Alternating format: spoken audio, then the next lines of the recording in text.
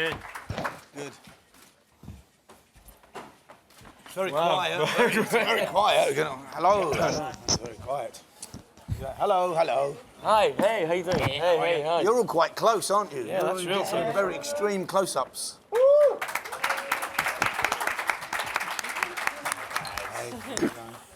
Thank you, Tony. Oh, fantastic. Okay, we are going to start. Hello. Please, guys, go back to your seat. Very nice. That was from CinemaCon. Hey, love that. Lovely. CinemaCon, that is. Please. I've got one of those. Ladies and gentlemen, photographers, please go back to your seat. We have to start very promptly. Very good for when How are you? you're redecorating. Good, how are you? Great. Good. Oh, I'm lucky I get to sit next Fab to for you. if you... I'm looking at getting next to you. It might be a bit of a... All right, we're gonna start What do we do the with press conference for Rocketman. Thank you so much. Thank you very much. Thank you. Thank you. It is. Il faut y aller, madame, s'il vous plaît. Thank you so much. All right, let me start by introducing our team here. We start with the far left with the actor Richard Madden. Bonjour, Richard. Richard Madeley. Taron EGERTON. Yeah. The director Dexter FLETCHER. Yeah. And Bryce DALLAS HOWARD. All right, guys, I'm going to open the floor to the questioning in 1 minute, but I want to ask you, I was in the room yesterday. This was unbelievable. What was you feeling, to all of you, at the end of the screening? Taron, you were like... Crying. All right, let's stop talking about it. I got a bit emotional. It was one of the best days of my life. We've worked really hard to try and make something that we're all really proud of, and it's not your typical biopic. We don't deal with the songs in a chronological order. There's elements of fantasy. We take some license with the truth. In the interest of full disclosure, people did not float off the ground at the Troubadour. Are you sure? You know, and the response has been so wonderful. And for me personally, thank you so much to everyone that said nice things. You've made a young man from Aberystwyth incredibly happy, and you've made a 72-year-old rock star even more happy. So thank you so much. Richard, one word for after the screening. What did you feel? Just quite overwhelmed and thrilled. It was such a nice atmosphere in there. It was just an electric evening, and like Taron said, a lot of people have worked very hard for a number of years to get us here, and it's just so nice to have such a great reaction when people have worked so hard. Dexter? Yeah, I think, like, to echo what Taron and Richard are saying, you know, it was very emotional for a number of reasons to sit there with Bernie Taupin and Elton and David Furnish, his husband as well, you know, and have that moment where they get to sit and watch the film all together, and us be there, you know, as the filmmakers and experience it with them, was, I think, more emotional than any of us ever really expected. I mean, we thought, hey, we're going to Cannes, it's going to be a great night, and we're all going to sit and watch a movie, that's fantastic. But then, of course, you know, the enormity of what you're faced with the people whose lives it's very real for them, you know. And there's obviously, you know, the movie attempts to be emotional and you know, touches on some very deep-rooted feelings and moments in their lives. And to see that really visceral, emotional reaction from Elton and from Bernie, I think for us all was a bit of a, you know, took us back. And so it was great to be caught up in that and be part of that whole journey, really, for them, because it's a long journey for them. Bryce? Yeah, I mean, I think I feel the same way that everyone here has, you know, everything that they've expressed. I feel exactly that way.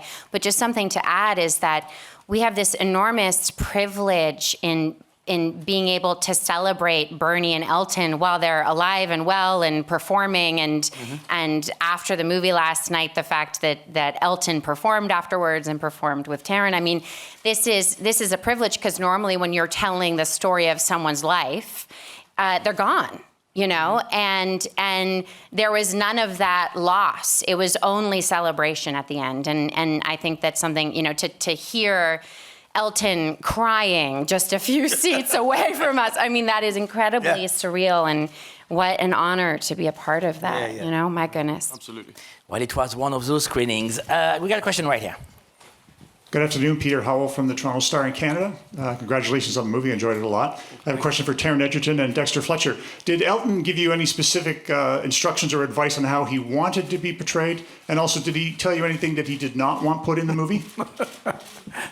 Well, we can't tell you that. Oh, no. Do you want to go first? No, I think our primary concern and our mandate was always that we were going to try and tell a story that didn't try and... It's a celebration that doesn't mean that we've sought to deify Elton or make him flawless or perfect. We wanted to tell a human story. Elton is an extraordinary human being, but he's still a human being, and so that's why you see the troughs as well as the peaks. It was a risk on many levels, and we have been very fortunate in that we've had a very brave studio work with us to achieve that, and we are so proud. And you know, Elton.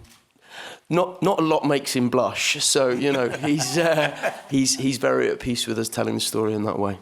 Yeah, he was always very clear from the beginning, and when I first read the script and when we first started discussing it, he's very clear that he didn't want it to be self-serving. There's no upside for him in that, and he's always been very clear and honest and open about who he is, and the film attempts to reflect that and be a part of that as well. And so I think that's one of its great strengths, is that it's not hidden, and that's why it's so full of this kind of joy and joie de vivre, you know, this kind of lust for life almost, really. That's what it's trying to communicate and be a part of that.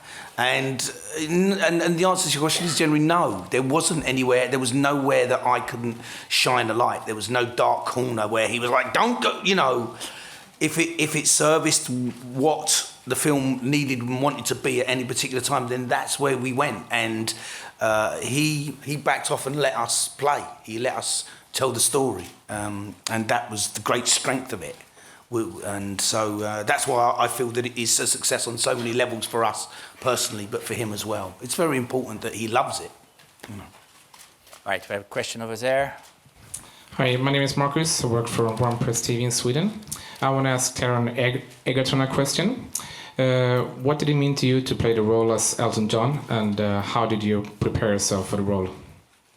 I think, you know, the thing about Elton and the reason, you know, the movie has garnered such attention and focus is because Elton is as much an idea, and you know, he's a global phenomenon, and people feel a sense of ownership over Elton's work because these songs, you know, they highlight moments in our lives, which is, you know, why everyone feels such a personal investment in him and his life story. So to portray him has felt like a huge honor and a huge responsibility, and it, you know, it just feels the enormity of it is borderline overwhelming. So there's that, but then also I've gotten to know him, and I'm very proud to call him a friend. And he is the kindest, most interested, warm man, and that has made it feel very important to me. In terms of preparation, you immerse yourself in his music, and the invaluable thing, and this echoes what Bryce was saying, my great privilege and my great fortune was that I was able to spend a lot of time with him and talk to him about anything. So I prepared by being with him largely, and having that wonderful privilege of being able to know everything, because you really can ask him anything. He's so much fun. Yes, I mean, he'll tell you everything. All right, we got a question to Lydia over there. Alterman, German TV. Question for Taron. Why exactly did you choose to prepare the song from Elton John for when you applied for the Academy? Did you already have a special relationship? I was obviously auditioning for... Yes, absolutely. I love that song. It's one of the most beautiful songs ever written. And it was... I can't believe it. I'm going to go again. Oh, my God. Wonderful. So I chose that song to audition for drama school because Bernie Taupin is a poet and a storyteller, and lots of these songs are written like stories, so you can remove the music and they work as addresses, as speeches, as character pieces. And when you're auditioning for acting course, you want a song that you can act through. And it occurred to me at the age of 17 that your song was a song you could act and perform like you were talking to someone. So in answer to your question, that's why I picked it. All right, we have a question over there. Oui, Franck Leclerc de Nice Matin, c'est une question pour I have a question Taron. for Taron. Je voudrais revenir sur la soirée d'hier. I'd like to talk about yesterday night. We saw Elton John qui vous a bouleversé. Est-ce que vous say something into your ear which really overwhelmed you. Could you share that with us, perhaps? I think some things are best kept between us, and although these things are lovely sound bites and great marketing tools, there are things that you want to preserve for the integrity of the moment. I'm very fortunate in that Elton said some lovely things to all of us about the work we've done on the film, and Dexter and I were sort of sat watching the film like this last night because we were looking at Bernie and Elton, and to see them every 5 minutes grab each other's knee, just reminisce and be moved by this iteration of their story is the greatest triumph we could hope for. And so whilst I'm not going to tell you exactly what Elton's been saying in my ear, I will tell you that I'm very proud to say that I think he's really pleased. We got a question over there. Hi there, my name is Jamie Johnson from The Telegraph in London. It's a question for Richard Madden. I'm not sure if you're a betting man at all, but your odds have shortened to 2-1 to take over from Daniel Craig as the next James Bond. Now, I only bring this up because you wore the signature white tuxedo and pulled it off very well, may I say, last night. It's a done deal, isn't it? It's very flattering to be involved in that conversation at all, but it's all just talk, and I'm sure next week it'll be someone different. We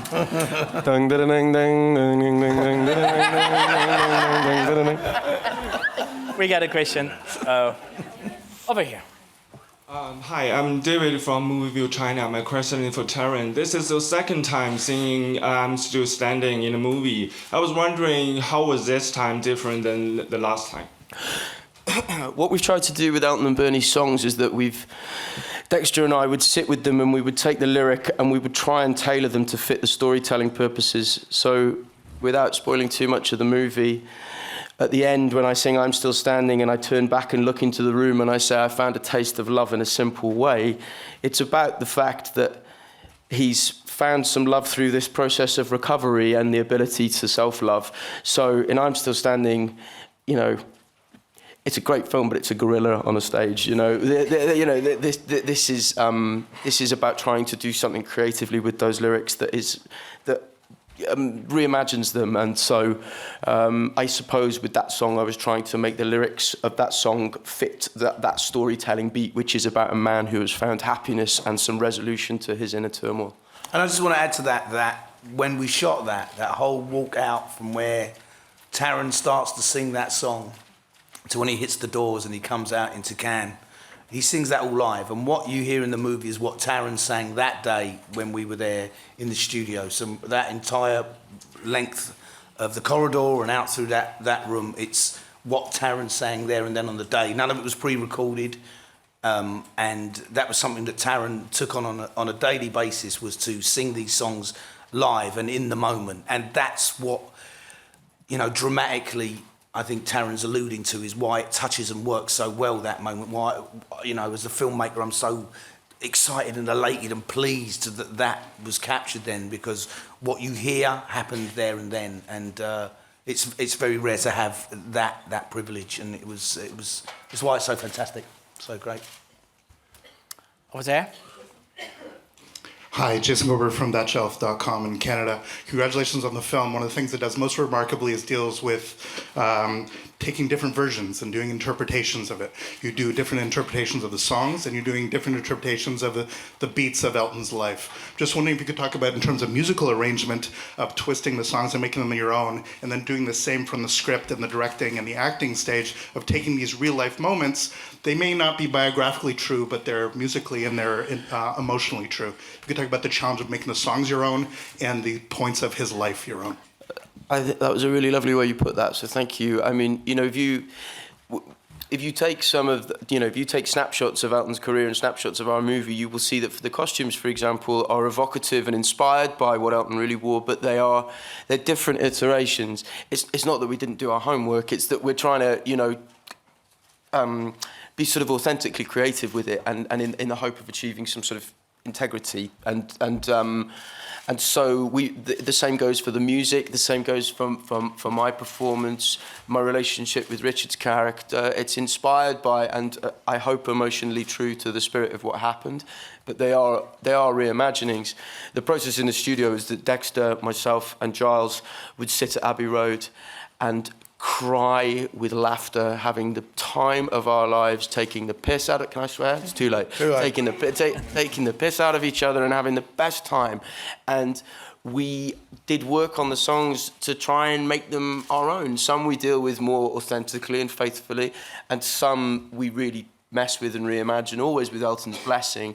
And that's been Dexter's vision for it. It drips down from Elton and what he wanted for the film. But you know, Dexter wanted everything to be through sort of rose-tinted glasses and kind of look like what really happened, but be our own reimagining. I think there was a question. I'm sorry. No, it's fine. I mean, it couldn't be a better answer, really. I mean, you know, when you are faced with creating a musical and you have this incredible catalogue of songs and lyrics to explore and expand on, and you're given free rein to reinterpret them as you want, and you have an actor with an incredible instrument, and you know these people who are ready to take on that challenge. You're a bit sort of spoiled for choice, but they all are used beautifully emotionally. If they fit right for the emotional and psychological moment of the film, then we dive in, and we're very proud of that. And as Taron says, you know, Elton said with his blessing. And so the music doesn't get in the way of the film. It is part of the whole, you know. All right, we have a question in the center over there. Hi, my name is Fabian Wengton. Yeah. For Latin America. I have a question for Taron. Should I?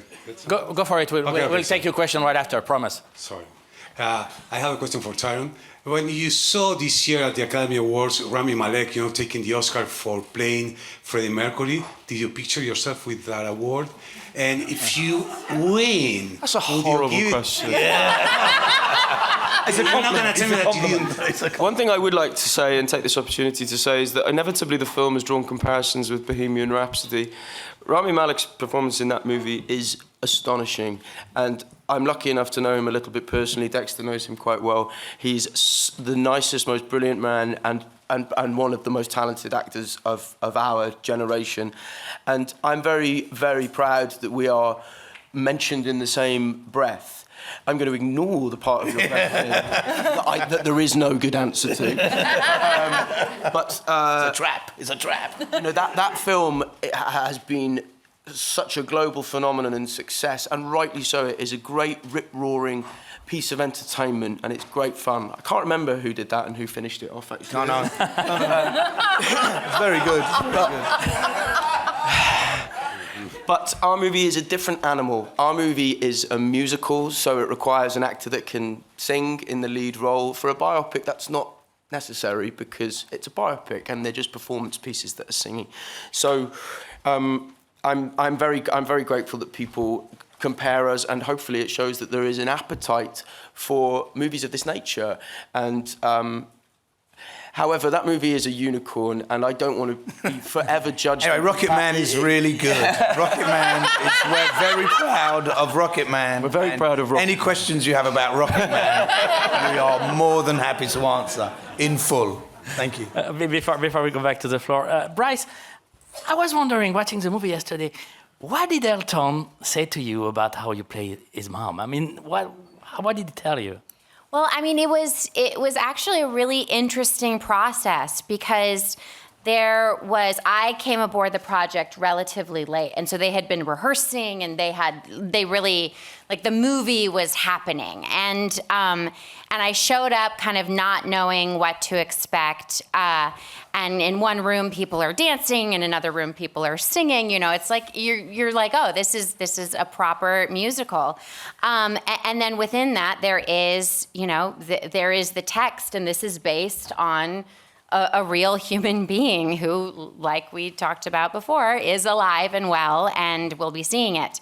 And good luck with that. Yeah, I know. And I think something really beautiful happened, which is there was a really clear sort of like passing of the baton to Taron. And so when we were on set, even when we were in rehearsals, I was going to Taron and Dexter with a lot of questions. And of course, speaking to people who know Elton intimately and knew Sheila and observed their dynamic. But it really was this kind of extraordinary thing because he had, you guys have such an intimate friendship. He had shared so much with you that even just one-on-one, me and Elton, we wouldn't have never have gotten to that place. So it's, I mean, there were not things said directly to me because that wasn't necessary, you know, and no one wants to talk shit about their mother, you know? Yeah. It's true, that's absolutely true. It's an incredibly complex thing to achieve, you know, because of course, to make her one-dimensional would have been the easiest trap in the world.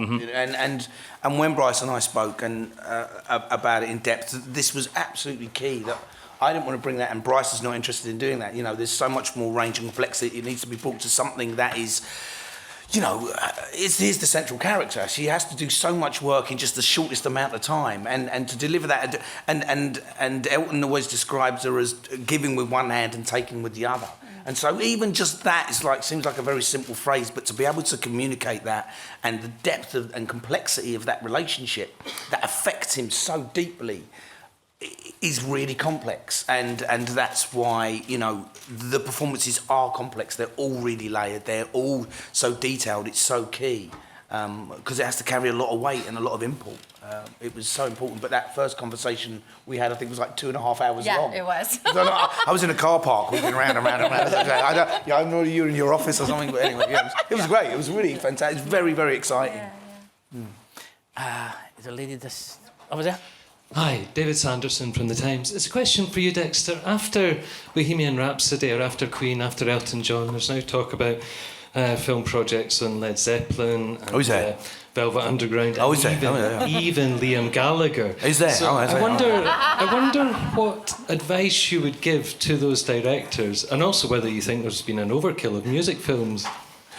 I don't think there's an overkill. I mean, look, if there's an appetite, people are gonna, you know, go and love it, and each director will bring their vision and their take, and I think that's important. I mean, look, as long as there's a story to tell, and that's the story that they want to tell, they find some rich, complex storytelling, or however they want to do it, then that's what they've got to go for. For me, the musical has this great element that I call the to be or not to be moment, where your actors can sing and open their hearts and tell you what their inner voice is saying, and that is an incredible storytelling tool. That's what I've learned more and more as I move forward, and you know, it's why opera sits and moves in the way that it does, because you know, you open your heart and you sing, and when you have an instrument, a voice that can do that, there's, you know, for me, cinema, there's nothing greater or more unifying than that moment, because of the right note from the right voice with the right image, you know, sends tingles up our spine, and that's an incredible experience. That's what we go to the theatres for. So, do it would be my advice. If those opportunities arise, do it and take it for everything it's worth, because nothing but good has come from it for me. So, of course, I would encourage it wholeheartedly. And I'll be waiting for their call about Liam Gallagher. Can I just want to add something there, which is that, I mean, we're all aware that the industry is changing rapidly, and with TV being and streaming services being so robust and wonderful, honestly, us in the movie business really need to think about leveling up. And we know now what it takes to get people to the theater. It takes a giant spectacle. You know, it's we don't drive to the theater, buy a ticket, get popcorn, wait for it to start, watch through the previews for something you could watch at home. You go to the theater for an experience and something memorable and something shared. And so, you know, of course, stories like stories of musicians with music, you know, that brings that spectacle, you know, and it kind of demands that united experience. It would be a shame to watch this movie alone by yourself. Honestly, it really would. So that's why I think there is a huge appetite. Bryce is answering all the questions from now on. Bryce, I have a question for Richard. Should I ask you? Yeah. Well, Richard, you have a very interesting character to play. I mean, he's kind of the bad guy, but he's so much more than that. In the film, it's very well described that without him, Elton wouldn't have been the Elton we know. How to balance that? How to make him an important character, at the same time have us hate him? I'm not really sure. I think that was in the writing. That's what we kind of managed to do in the script. He serves this purpose, which does spur on different moments in Elton's life. So kind of it was the part. That's what I had to do. He has this charm and charisma, and was kind of famous for that in terms of people knowing him of what kind of man he was. But yeah, in terms of trying to structure it, that was the script and that was the part. But also, in fairness to Richard, you know, what he brilliantly does is he doesn't play the bad guy. Yeah. He doesn't play the bad guy. That's the thing, I think, and the way Richard and I approached it is that at the start of the story when they first meet, it's not that there's this Machiavellian character who's planning to lead Elton down the garden path. These are just two people falling in love who are incredibly attracted to one another. And then they're both extreme personalities and their relationship sours and there are some misdeeds and all the rest of it. But it's not hero and villain. It's two people who fall in love and have a relationship that goes south very badly, you know. Yeah. But you know, I don't think Reed sees himself as a bad person. No. He's like, you know, people generally don't. Even people who we perceive as bad, they don't go around seeing themselves as bad. And I think that's the beauty of what Richard brings is that he sees someone who he's really attracted to, and he makes his move, and that's why the relationship is so connective and real. And it's so powerful. And also, it's been one of the great takeaways of this process for me as well. Richard and I have struck up a real friendship and building that relationship together. But, you know, you have become one of my best friends and I've loved meeting and working with you on this. I think it's mutual. I hate him, he's horrible. Okay, we have time for one more question. It's the lady over there. Hello, Cindy Merrim, Diggin Magazine from the USA. First of all, congratulations on a phenomenal film to all of you and a great performance by Taron and the other cast members. My question is for Dexter FLETCHER and also Taron. Regarding working with Elton John, how closely did each of you, Dexter for the story and direction and Taron for performance, collaborate with him and take his notes? You know, he's obviously key and instrumental right from the outset, and that was apparent in the script when you read it. That all of the script that Lee wrote and developed was based on conversations that he had with Elton. And similarly, as soon as I got the call to go and meet Elton and have lunch, that's what I jumped at the opportunity to do.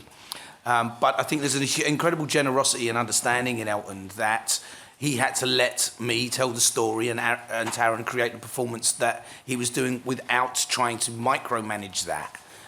Because it just becomes self-serving, and what the film is very clear about, and what David Furnish and Elton was clear about, is that that's what it can't and shouldn't be. And I think it's part of the strength of the film is that it tells the story in an objective way as possible, considering the people that are involved in making it. And so, at the same, while he was across everything and knew everything that we were doing and thinking about and designing, and and musically what we were talking about. He gave us a certain amount of distance that didn't make me feel, or I don't know, Taron feel, any of us feel that we had someone watching over our shoulder going, no, you can't do that, or don't do that, because that would not serve what he wanted to achieve, what he set out to do, or what us as artists would be unable to do. That's never going to be a true artistic vision in that way. So it's a very fine line for him to walk, but he walked it perfect. I think it's important to remember that Elton is inherently a collaborator. You know, this isn't just a movie about Elton John, it's a movie about Elton John and Bernie TAUPIN in one of the most enduring